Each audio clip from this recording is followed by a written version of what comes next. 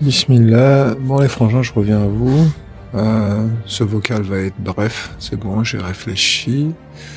Bon, on est toujours le 16 juillet, il est 22h46. Et c'est bon, j'ai réfléchi, je sais ce que je vais faire par la suite pour boucler les prémices de l'histoire. Je vais vous montrer deux éléments. Donc, je vais vite fait boucler ce petit vocal là, qui est censé être ultra court. Pour vous dire, je vais vous faire une petite vidéo juste après. Ouais, je vais continuer pour vous faire une vidéo pour vous montrer deux éléments physiques qui sont eux-mêmes rattachés à une histoire. Donc là, c'est du physique. Et le deuxième élément, j'y ai réfléchi. C'est un élément qui, lui, par contre, est très récent, puisque le premier, lui, est carrément ancien. Et le second, lui, est très récent. Et ouais, celui-là, il apparaîtra sur votre écran. Il n'est pas physique au sens propre. Il est dématérialisé. Et vous allez comprendre grosso modo ce que j'entends par ce terme dématérialisé. Donc voilà. À tout de suite. Bon les frangins, bismillah. J'essaie de vous la faire courte. Cette période-là de ma vie, je vis pas encore en Italie. J'y suis à peu près depuis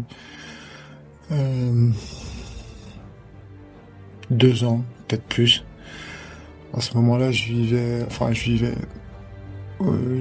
à l'hôtel d'un ami à Rome. Et clairement, du jour au lendemain, je ressens l'envie profonde de me dire, bon bah, au lieu de venir passer mon temps, puisque dans cet hôtel-là, je crois que j'y suis resté peut-être 1 an et demi, je crois, un truc comme ça. J'y étais installé confortablement, aucun souci. J'étais dans une suite, donc j'étais avec cet ami qui je passais clairement la plupart de mon temps. Mon ami Rico. Pour une bonne partie d'entre vous, si vous supposez que vous soyez tous là, Rico, vous l'avez tous connu. Enfin tous, pour une bonne partie. Ah, là, tu l'as connu. Loulou, Mehmet. Je pense que tu l'avais croisé toi, Mehmet. Bref. Je suis dans cet hôtel. Je suis avec Rico. Et comme ça, improviste, je me souviens, on était devant l'entrée de cet hôtel, juste à côté de la gare principale. Je lui dis, Rico, j'ai un truc à te dire. Il me dit quoi? Je lui dis, ouais, je me sens bien ici en fait. Et à chaque fois que je reviens, puisque je rentrais sur Paris, dans ce pavillon de France, peut-être une fois par mois, je crois. 2 fois peut-être par mois. À savoir que voilà, j'étais clairement tout le temps là-bas et je lui dis, bon, tu sais quoi, je viens de prendre une décision là maintenant tout de suite. Je vais emménager ici. Je vais trouver un endroit où vivre ici plutôt que de rester à l'hôtel. Et il saute de joie. Et là je lui dis, c'est quoi les deux, c'est quoi le meilleur endroit ici pour vivre? Il me dit comment ça? Je lui dis bah j'ai mon matériel de kite. Je lui dis forcément faut que ce soit devant la mer. Il me dit ouais bah tu fais bien de me préciser que tu vas être devant la mer et que ce qui t'intéresse c'est la possibilité de faire du kitesurf là où tu vivras. Il me dit pour ça il n'y a que 2 endroits, Fregene, Fregene. Et un autre endroit, un peu plus haut. Clairement, il me dit le meilleur endroit que tu pourras ici, pour y vivre ici, trouver ici à Rome, il n'y a que Fregene, il n'y a que là. C'est l'endroit où il faut être, pour plein de raisons différentes. Et pour une bonne partie d'entre vous, vous êtes tous venus à cet endroit-là. Et je lui dis, ok, je vais vivre devant la mer, dans une maison toute blanche, seul, avec moi-même, juste une guitare, et le reste on verra. Donc déjà, en tête, l'idée bien précise de changer ma situation en Italie. Je rentre en France, je me retrouve dans ce pavillon. Je prépare tout ce que j'ai à préparer. Et je me dis, est-ce que je fais bien d'aller vivre en Italie ? Ma décision, elle était déjà prise. Mais bon, c'est quand même une question que je me posais. Et je me dis, faudrait que je tombe sur un signe qui me le confirme. Mais pour le coup, un signe que moi-même je recherche pas, un signe qui me tombe dessus comme ça, par hasard. Et je me mets en tête d'aller au bureau de tabac et d'acheter un paquet de tabac à ce moment. Donc j'arrive au bureau de tabac, on s'est croisé un milliard de fois, donc déjà sympathisé, tout ça, donc je lui demande ce que j'ai à prendre. Et au même moment, je regarde sur la gauche comme ça, et je vois ces numéros fétiches. Numéro fétiche. Ouais, bon, je suis assez un petit peu éclaté au sol. Bref, ces numéros fétiches, avec tous les numéros à choisir, et là je décide de prendre un fétiche numéro 2. Bon, vous me connaissez tous, et vous connaissez tous toutes ces histoires qui sont liées au chiffre 22 et au numéro 2 qui sont rattachées à moi, que je le veuille ou non. Bon, je crois que là-dessus, il n'y a pas vraiment besoin de pousser sur la question. Je vois le numéro 2 et tout, et je regarde le buraliste et tout, enfin le mec du bureau de tabac. C'est pas un bureau de tabac autant pour moi, c'est un bar tabac. Je regarde le mec et tout, je lui dis tu sais quoi, vas-y, cette fois-ci je vais te prendre un fétiche numéro 2. Il me dit c'est pas dans tes habitudes ça. Et je lui dis là je cherche un signe en fait. Après il me dit comment ça? Je lui dis allez, comme ça on improvise. Je lui dis là je me pose une question, j'ai une question bien précise en tête, et je lui dis je cherche un signe et j'aimerais qu'il se confirme au travers du fétiche numéro 2. Et ça veut dire que fétiche numéro 2, t'as 3 numéros 2 à gratter, enfin t'as 3 numéros à gratter, et en fonction de l'emplacement où tu tombes sur un numéro 2, t'as une somme qui est rattachée. Et je lui dis moi ça serait bien que je tombe sur le maximum de 2 possible pour répondre à ma question, comme ça. Enfin, c'est un jeu que j'ai entre moi et moi. Et là, je le fais vraiment sans vraiment de conviction. C'est, je sais pas, ça me vient comme ça. Et il me dit ok. Il me donne le ticket. Il me regarde, il sourit. Donc une fois payé tout ça, il sourit et il me dit on le gratte ensemble ce ticket. Je lui dis ouais vas-y, pas de problème. Je lui dis vas-y, serre-moi un café si tu peux ou quoi. Il me dit avec plaisir et tout. Donc il me sert le café. Et on se regarde comme ça, je lui dis bon allez, on se le garde ce ticket et tout. Après il me dit allez, et là je gratte le ticket. Bon, surprise, je te montre ce que donne ce ticket qui a été gratté. Voilà. Je pense que tu vois bien. Donc là comme tu vois, il y a 2, 2 et 2.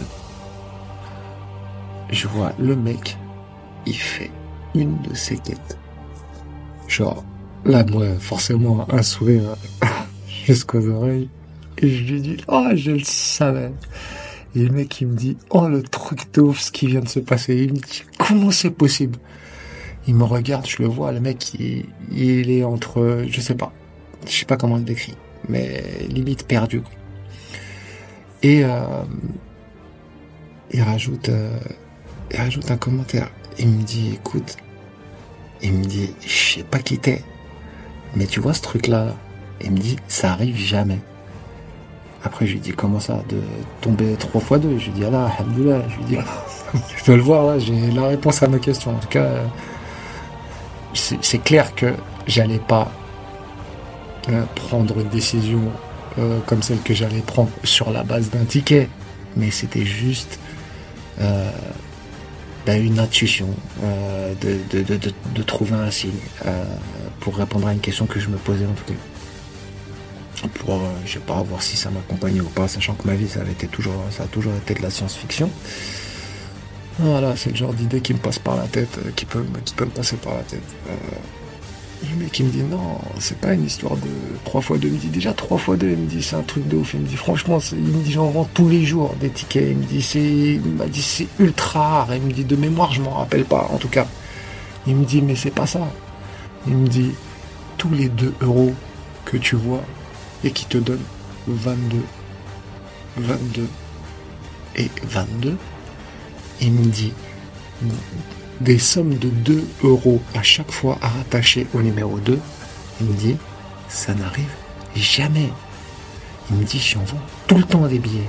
Il me dit, celui-là, il tombe jamais. Tu voulais des 2, t'as que des 2. Il m'a dit, ça pouvait être 2 euros et 4 euros, 2 euros et 6 euros, 2 euros et j'en sais rien, 50 euros. Mais 2, 2, 2 et 2 et 2 et encore 2, ça n'arrive pas. Donc là, la banane, sourire jusqu'aux lèvres. Je me dis, putain, si je cherchais un signe, alhamdoulilah. Donc là, le temps passe. Je me retrouve en Italie. Je me retrouve dans une maison blanche qui, lorsque j'avais décidé d'habiter dans cette ville-là, cette ville-là n'existait pas. Elle était en construction. Elle sera terminée d'ici une semaine, et lorsque moi je fais la recherche de la maison, encore une histoire de science-fiction, mais un jour je vous raconterai, ça fera partie de la saison 1. Bon, quoi qu'il en soit, et j'y atterris dans cette ville-là que pour beaucoup d'entre vous, vous avez connue, puisqu'elle est passée tous les ans, tous les étés. On s'est retrouvés à 15, 16, 18 personnes à faire. Voilà. C'était juste une des plus belles périodes de ma life. Bref. Et le temps passe, 1 an que je suis dans cette baraque. Et à ce moment-là, je me retrouve encore dans cette maison dans ce pavillon de France. Et satisfait d'une année pleine de rebondissements, chargée en tout. Je me retrouve, pareil, sur le divan, la tête dans les nuages, me rappeler de ce ticket que j'avais pris, et elle me dit, alhamdoulilah, finalement, l'Italie, ça a l'air d'être bien parti, et jusqu'ici, alhamdoulilah, je pouvais pas aller mieux. À ce moment-là, je me surprends réavoir exactement la même intuition. À savoir, je me dis, est-ce que je fais bien d'y rester maintenant que j'y suis? Et maintenant, je vais aller m'amuser à retourner à ce bureau de tabac. Et je vais quand même essayer, je vais prendre un fétiche numéro 2. Et Inch'Allah, je tombe au moins sur 1 ou 2, tu vois. Et j'y retourne, je me retrouve toujours avec le même mec en plus. Et je prends mon paquet de tabac. Et je lui dis, tu te souviens, il y a 1 an? Il me dit, mais comment je m'en souviens? Il s'en souvenait, mais quand je te dis parfaitement, c'était parfaitement. Bien sûr que je me souviens. Me connaissant, j'ai dû lui poser la question alors, est-ce que tu l'as revu passer ce billet ou quoi? Mais bon, là, c'est une supposition, parce que j'ai ni la question mémoire, ni la réponse. Mais bon, ça m'étonnerait pas que je lui ai posé cette question. Et je lui ai dit, tu sais quoi, je vais réitérer l'expérience. Je lui ai dit, maintenant que j'ai eu la réponse à ma question ce jour-là, j'aimerais bien savoir si elle se confirme en fait. Si les choses se confirment, mais sans lui donner plus de détails sur la nature des questions que je me posais à ce moment-là. Et il me dit, tu veux retenter l'expérience? Je lui dis, écoute, vas-y, je reprends un et on se refait pareil que la première fois. Il me dit, allez, c'est parti. Et donc voilà, c'est conclu. Je passe du côté bar, il me resserre un café et je le regarde et je lui dis, bon, on se le refait ce ticket. Après, il me dit, allez. Et là, je gratte le ticket. Et voilà sur quoi je tombe.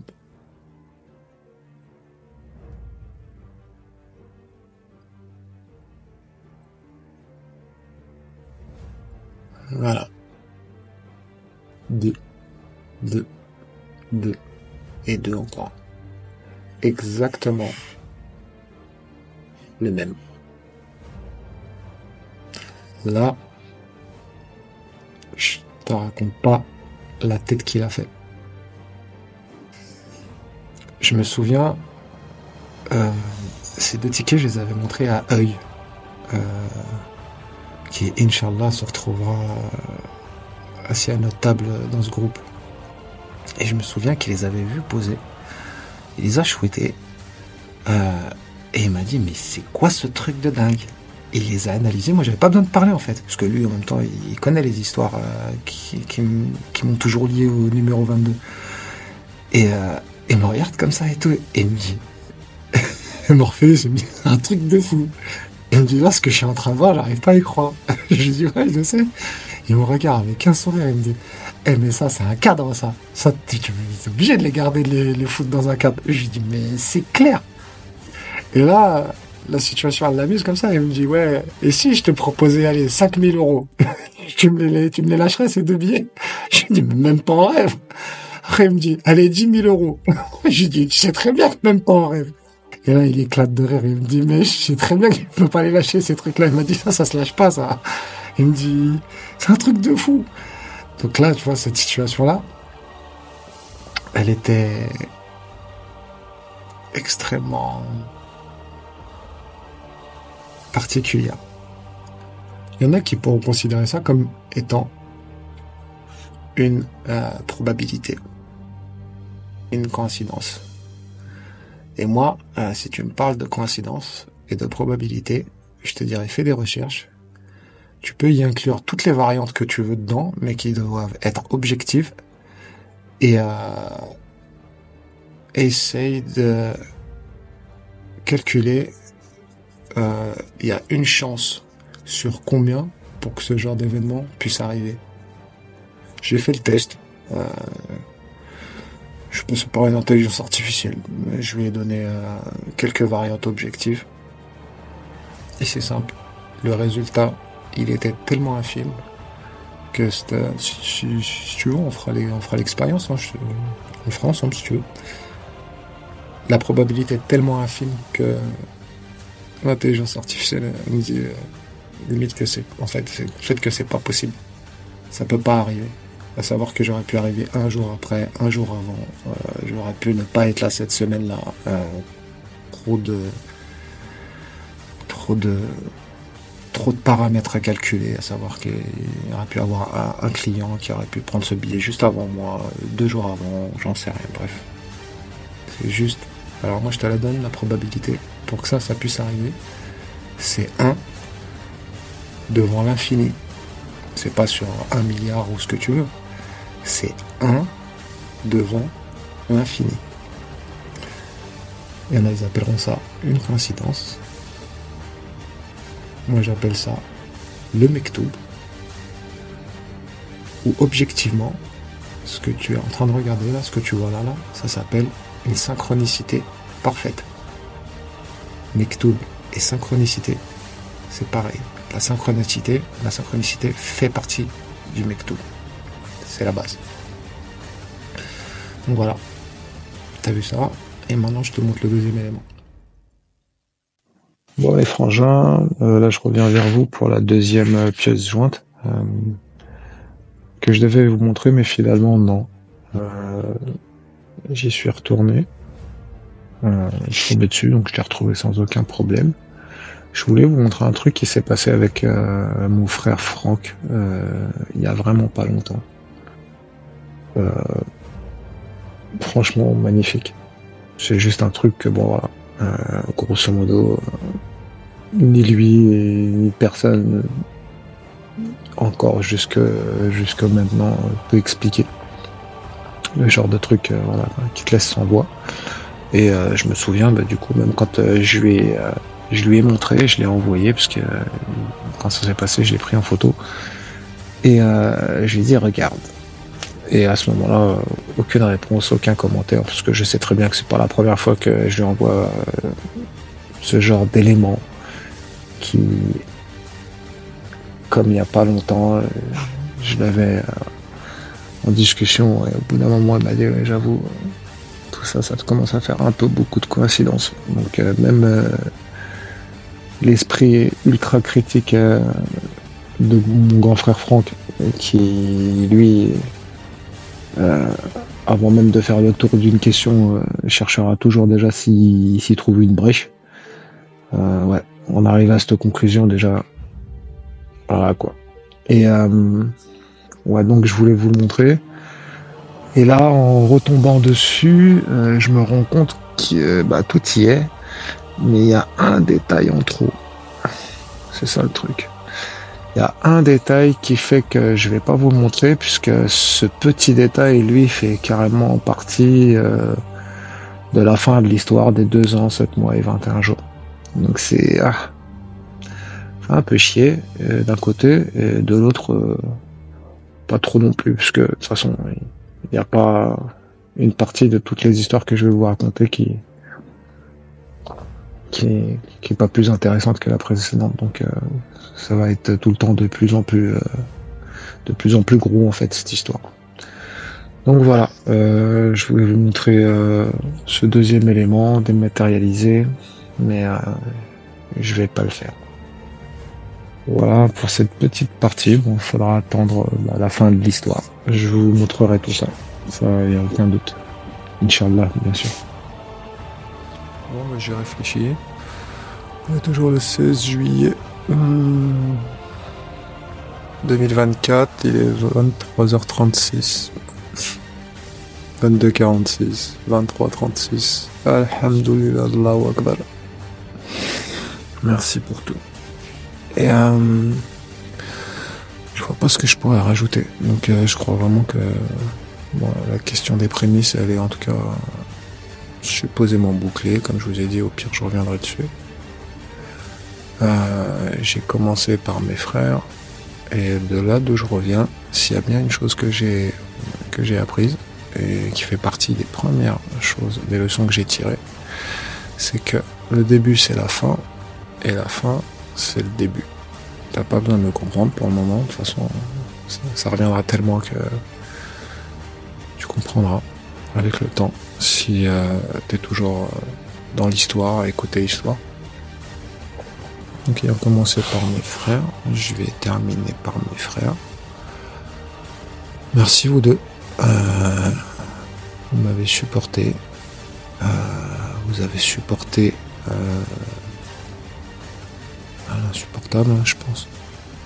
À savoir que si vous l'avez fait en premier lieu, vous l'avez fait pas par envie de me croire, parce que clairement et objectivement, tout ce que je vous ai raconté pendant des jours et des jours, des heures et des heures, que vous avez eu la patience d'écouter, c'était carrément pas croyable, j'en ai conscience. Mais vous avez gardé l'esprit ouvert, vous avez toujours trouvé le moyen de me faire comprendre que quoi qu'il arrive, entre nous, il n'y a rien qui change. Franck, t'es venu me sauver la vie. Encore une fois, je te remercie du fin fond de mon âme. Je sais que tu sais de quoi je parle. Et sache qu'à ce moment-là, c'est pas moi qui est venu vers toi, c'est toi qui est venu vers moi pour me sauver la vie. Et sans toi, aujourd'hui, je ne serais pas là. Clairement. Donc, alhamdoulilah, je vous aime.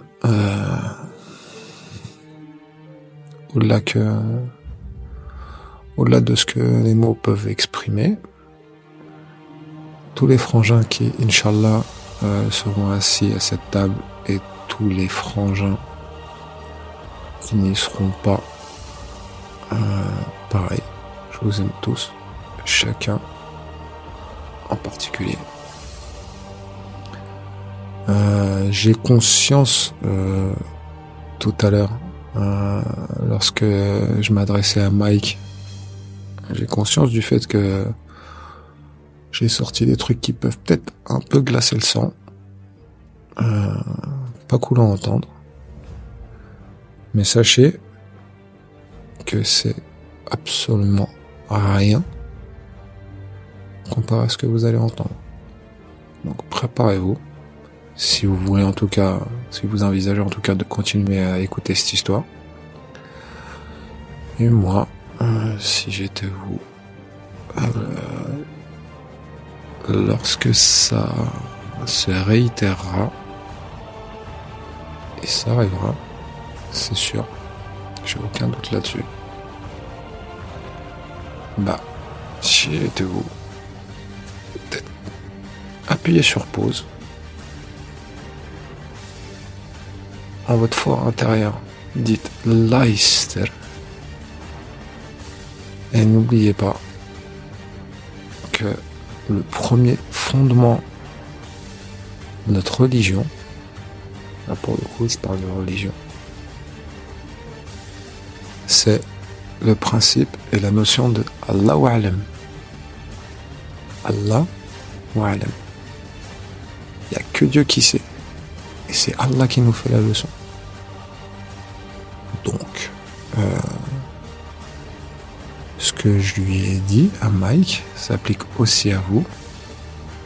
Pour ceux qui auront la patience ou l'intérêt d'arriver jusqu'au bout de l'histoire, qui passera par les 3 maillons de la chaîne qui parlent d'eux-mêmes et parleront du mot de la fin, ou passera d'abord par le mot de la fin et ensuite les 3 maillons de la chaîne, ce sera dans cet ordre-là. Et ce que je lui ai dit s'applique aussi à vous. À la fin de l'histoire, ça sera à vous de déterminer ce qui, en votre fort intérieur, sera retenu comme de la pure fiction ou de la pure réalité. Ce sera un choix, mais je pense que votre opinion elle sera faite bien avant ce moment-là.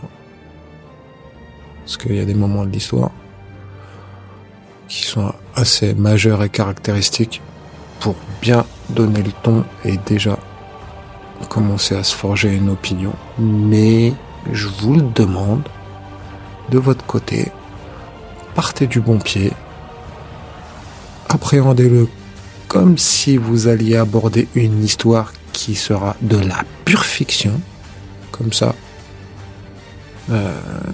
aucune pression, et en fonction de ce que vous entendrez, en fonction de ce que vous verrez, vous forgerez votre propre opinion. Je pense que je peux pas le dire d'une meilleure façon. Donc préparez-vous, Là, je pense avoir bouclé, j'en ai quasi la certitude, les prémices de l'histoire. Et ensuite, on bombarde, Inch'Allah. C'est comme ça. En tout cas, merci à vous tous qui écoutez, et même ceux qui n'écoutent pas, puisque quelque part, vous faites tous partie de l'histoire, même s'il y en a qui rentrent pas dans le groupe, et vous avez tous eu, malgré vous, sans le savoir, vous avez tous joué un rôle dans cette histoire. Donc si je vous ai tous invités dans ce groupe-là, c'est pas un hasard. Pareil pour ceux qui seraient susceptibles de s'inviter dans la deuxième chaîne, celle de la table des invités. Tout ce que je dirais à ma propre famille est une discussion personnelle. J'aime pas ce terme-là, mais là je vais l'employer, privé. Mais pour tous ceux que ça pourrait éventuellement intéresser, vous êtes les bienvenus. Voilà. Bon, je vais boucler avec une prière. Et après ça, demain, après-demain, je vais essayer de mettre tout ce que j'ai enregistré sous une forme digeste. Je vais essayer de vous faire un truc, un truc qui passe, quoi. Essayer de vous faire kiffer un petit peu quand même. Et publier, Inch'Allah. On est le 16. Objectivement, sincèrement, je pensais, parce que 16 c'est un jour symbolique, c'est le jour de la prière. Je vous expliquerai pourquoi et pendant besoin de comprendre. Et je me voyais, quand j'ai commencé le 10, je me disais, bon, allez, le 16, je sens que j'aurai publié. Ça sera le jour où je lâcherai la première publication. Bon, là, c'est pas le cas, en fait. C'est le jour où je finis d'enregistrer les premières publications. Et c'est tout aussi bien, parce que de toute façon, quoi qu'il en soit, fait partie d'une histoire déjà préécrite, un mektoub auquel personne ne peut échapper. C'est comme ça. Allahu Akbar. Kullahu wahad.